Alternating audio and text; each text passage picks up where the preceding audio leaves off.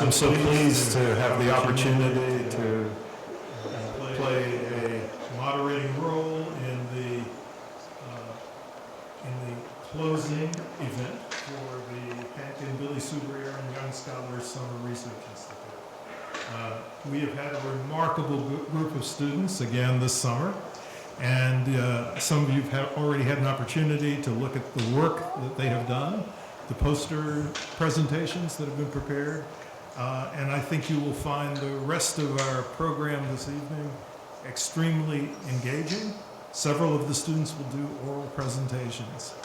We will also have a keynote address from one of the individuals who's been a postdoctoral fellow at the Cook Center, who has had a remarkable trajectory over the course of her recent young career as an academic. She just completed a Ph.D. at Harvard in public policy and economics, Lauren Russell, and we'll be hearing from her later this evening. I would like to begin by thanking all of the individuals who made this summer camp a possibility. I do refer to it as a summer camp, although you don't traditionally think of a summer camp as a place where students go to do research on inequality, but that's exactly what we do in the Aaron Institute. So let me first of all thank the instructors for the program, Alec Virgil, Shamia Truitt-Martin, Lauren Castine, Davis Harper,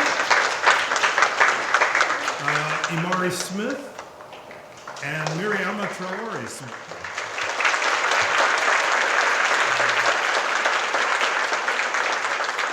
Great team, thank you. Okay. Also, I'd like to thank our student interns, Genevieve Furjes, Amelia Novio, Sandra Santillan, Catherine Ginebagat, and Rachel Ruff.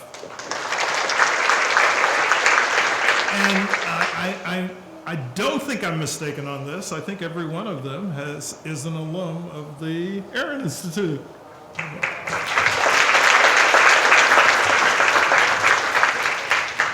I'd also like to thank the folks who help us coordinate this from the Durham Public School System. First, Dr. Daniel Bullock, who is the Executive Director for Equity and Professional Development, and who is the individual who has worked with us on this program from its inception. So thank you very much.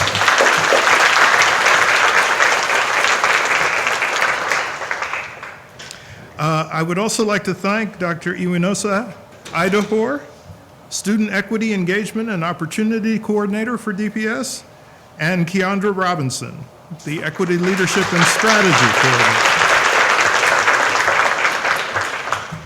Now, I would be remiss if I didn't thank the individuals who are at the heart of the Cook Center, who make this happen every year. So let me begin by thanking Dr. Gwendolyn Wright,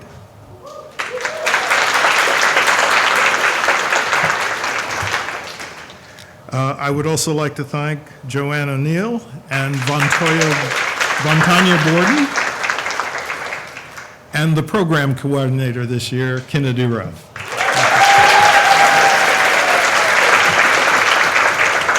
Now, I'm not going to try to recognize all the luminaries in the room, but I do want to make sure that I mention that Mrs. Aaron is with us this evening.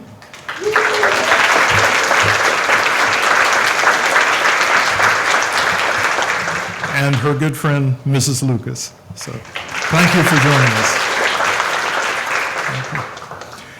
So we would like to initiate a new award that comes from the Samuel DuBois Cook Center on Social Equity this evening. And it's an award that we are calling a Career Achievement Award. And we have decided, with the approval and affection of his family, to recognize William Edward Spriggs, known better as Bill, who recently left us, but he left us a legacy of a remarkable career, and we would like to honor that career this evening. There is a discussion or description of William Spriggs's accomplishments in your program, but I would like to offer some personal reflections. The first of these personal reflections concerns the fact that Bill Spriggs was somebody who believed that there was an essential fusion between being a scholar and an advocate.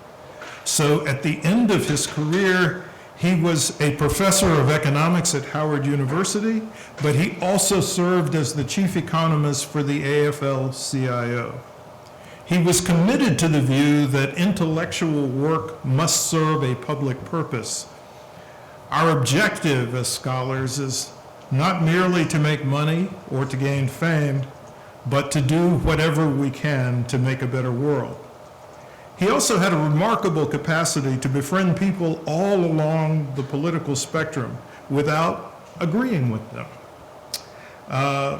When we think about the range of folks with whom he collaborated for the purposes of trying to accomplish the goals he had in mind, it's just an extraordinary list. And it's a list of individuals who you wouldn't necessarily think were compatible with one another.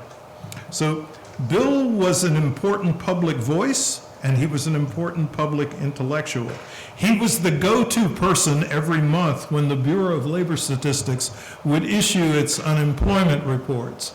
And Bill was the person who would provide an assessment on what that data was telling us about the state of the economy and the state of well-being in the black community in particular, because the black unemployment rate consistently was 2 times as high as the white unemployment rate, regardless of the level of education of the individuals in the black and white populations.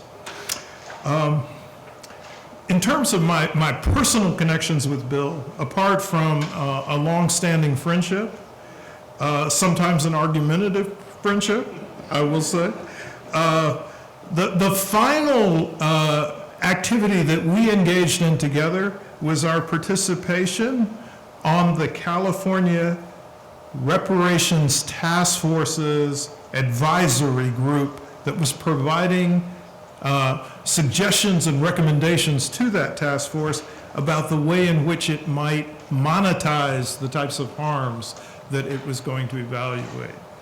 And so Bill and I shared with my partner Kirsten Mullen, who was also in that advisory team, we shared a high level of skepticism about whether or not you could actually conduct reparations at the state or local level in the United States. I think in our souls, we're convinced that the way it has to be done is through the federal government.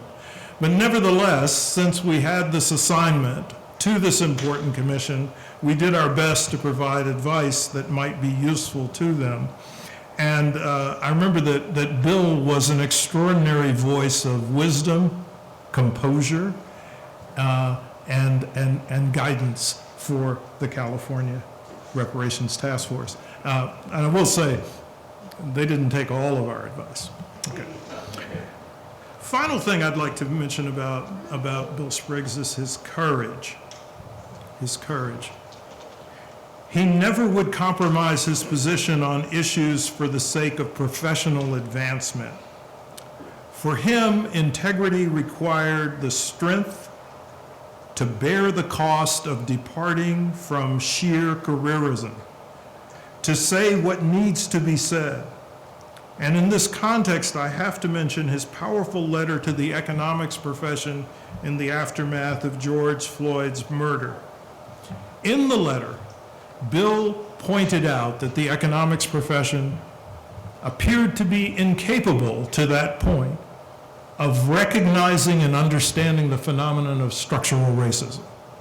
The economics profession had a tendency, according to Bill, to view all of the disparities that we observe between black and white Americans as being a consequence of some sort of dysfunctional behavior on the part of black Americans. And the economics profession denied the continued presence and importance of discrimination in employment and in other sectors of our life. So Bill charged the economics profession with doing better, just as he charged all segments of our society with doing better. Now, I will not make the claim that the economics profession in the United States has turned the corner, but for any of you out there who are considering joining the field of economics, I encourage you to become agents for helping that profession do a better job of addressing the public good in the way in which Bill Spriggs did. Thanks.